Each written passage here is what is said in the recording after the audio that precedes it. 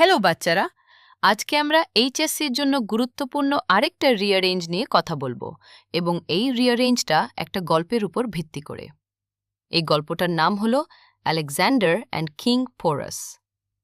এই গল্প থেকে ঢাকা বোর্ড 2013 এবং চট্টগ্রাম বোর্ড 2006-এ রিঅ্যারেঞ্জের প্রশ্ন এসেছে।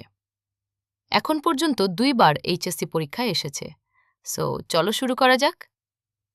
Alexander the Great crossed the Khyber Pass into India and reached the Punjab plains, where the brave King Porus came forward to defend his land.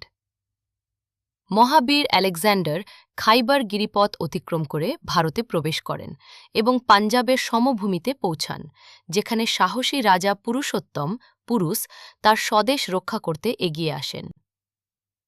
A fierce battle took place near the Jhelum River. Jhelum নদীর তীরে একটি তুমুল যুদ্ধ সংঘটিত হয়।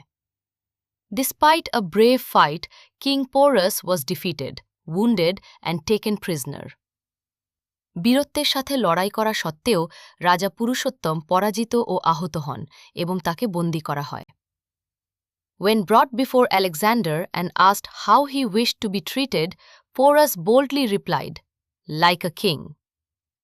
আলেকজান্ডারের সম্মুখে হাজির করার পর যখন তাকে জিজ্ঞেস করা হয় যে তিনি কেমন আচরণ প্রত্যাশা করেন, পুরুষোত্তম সগর্বে উত্তর দেন, একজন রাজার মতো। Deeply impressed by his courage and dignity, Alexander set him free, restored his kingdom and granted him additional lands to rule as a friendly ally.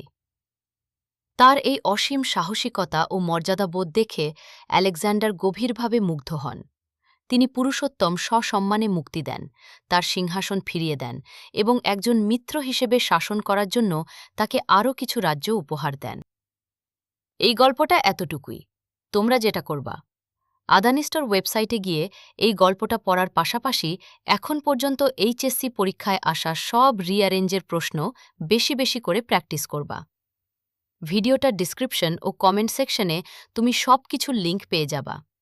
তোমাদের আদন ভাইয়া ও আদানিস্ট টিম তোমাদের জন্য সবকিছু ফ্রি করে দিয়েছে। তোমাদের কোনো কোর্স কিনতে হবে না, টাকা খরচ করতে হবে না। Best of luck.